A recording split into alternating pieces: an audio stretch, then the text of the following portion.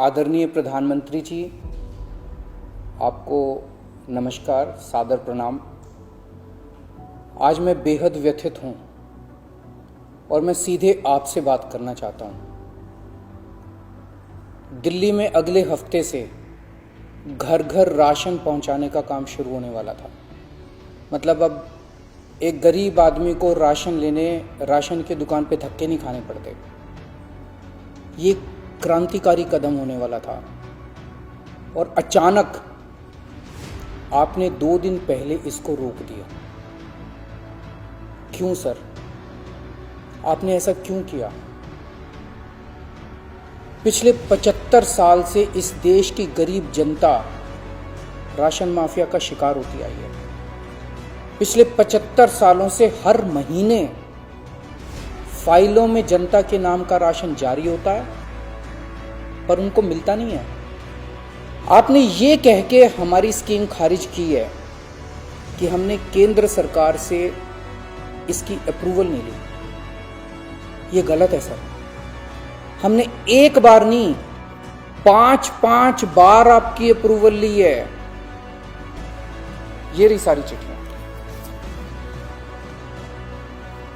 केंद्र सरकार को हमने इतने सारे खत लिख के बताया कि हम ये योजना दिल्ली में लागू करने जा रहे हैं। कानूनन हमें दिल्ली में ये स्कीम लागू करने के लिए केंद्र सरकार की कोई अप्रूवल लेने की जरूरत नहीं है। कानूनन इस स्कीम को लागू करने के लिए राज्य सरकार पूरी तरह से सक्षम है।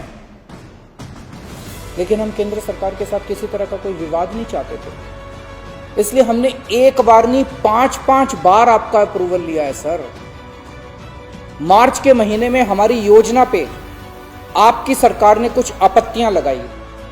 हमने आपके सारे ऑब्जेक्शन पूरे कर दिए। जैसे हमने इस योजना का नाम मुख्यमंत्री घर घर राशन योजना रखा था।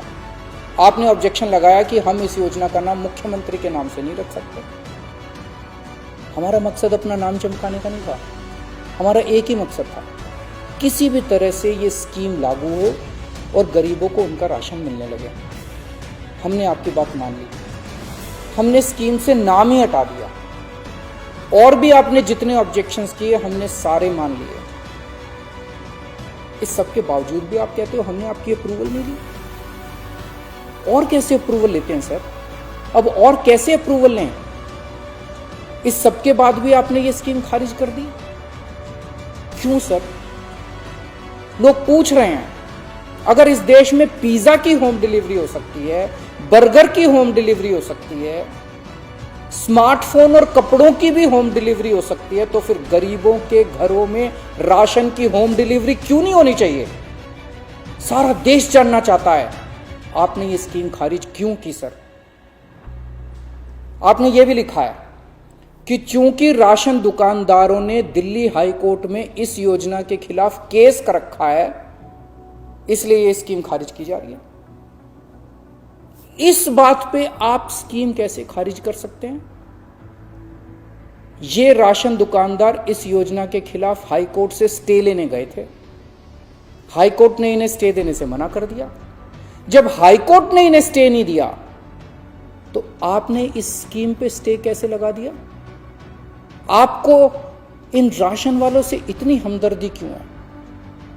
अगर आप राशन माफिया के साथ खड़े होंगे सर, तो इस देश के गरीब लोगों के साथ कौन खड़ा होगा?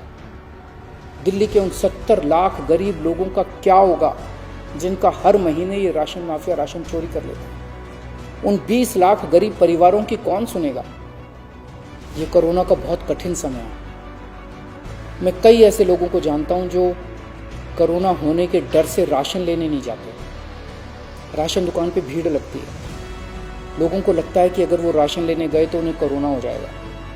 ये सब गरीब लोग हैं सर। इनमें कई लोग कोरोना काल में अपनी नौकरी खो चुके हैं। उनके घर में अब खाने को नहीं है। अगर हम उन्हें इनके घर तक राशन पहुंचाना चाहते थे तो इसमें आपको क्यों आपत्ति है? केंद्र सरकार के कुछ ऑफिसर कह रहे हैं कि इस स्कीम के खारिज होने का असली कारण यह है क्योंकि केंद्र सरकार का राशन है। ये योजना लागू करके दिल्ली सरकार को इसका श्रेय क्यों मिलना चाहिए? सर यकीन मानिए, ये काम मैं रत्ती भर भी क्रेडिट के लिए नहीं कर रहा। मेरा सिर्फ एक ही मकसद है, किसी भी तरह गरीबों को उनका पूरा राशन मिले। आप प्लीज मुझे ये लागू कर लेने दीजिए। सारा क्रेडिट आपका, सारा श्रेय आपका। मैं खुद सारी दुनिया से कहूंगा खड़ा होकर कि ये योजना मोदी जी ने लागू की, और फिर ये राशन ना आपका है ना मेरा है। ये राशन ना आम आदमी पार्टी का है ना भाजपा का है। ये राशन तो इस देश के लोगों का है, और इस राशन की चोरी रोकने की जिम्मेदारी हम दोनों की है। इस वक्त देश बहुत भारी संकट से गुजर रहा है। ये वक्त एक दूसरे का हाथ पकड़ के मदद करने का है। ये वक्त एक दूसरे से झगड़ने का नहीं है।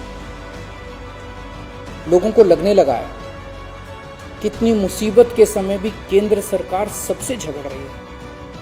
आप ममता दीदी से झगड़ रहे हैं, झारखंड सरकार से झगड़ रहे हैं, आप लक्षद्वीप के लोगों से झगड़ रहे हैं, महाराष्ट्र सरकार से लड़ रहे हैं, दिल्ली के लोगों से लड़ रहे हैं, किसानों से लड़ रहे हैं।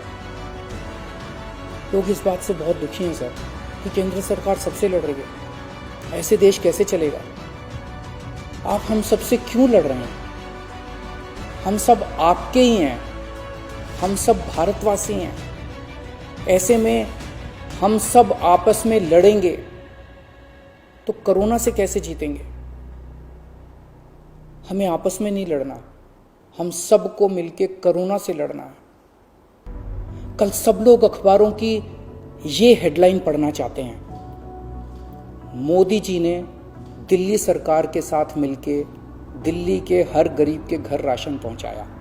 ये पढ़ना चाहते हैं लोग ये नहीं सुनना चाहते कि केंद्र सरकार ने फिर से दिल्ली सरकार से झगड़ा कर लिया, कि केंद्र सरकार ने फिर से दिल्ली सरकार की एक और अच्छी योजना पर रोक लगा दी। मैं हाथ जोड़ के दिल्ली के 70 लाख गरीब लोगों की ओर से आपसे विनती करता हूं, सर प्लीज इस योजना को मत रोकिए। ये राष्ट्र हित में है, इसे होने दीजिए। अभी तक की सरकारों ने देश के गरीब लोगों को 75 साल तक राशन की लाइन में खड़ा रखा। इन्हें और अगले 75 साल राशन की लाइनों में खड़ा मत कीजिए सर, नहीं तो ये लोग मुझे और आपको कभी माफ नहीं करेंगे।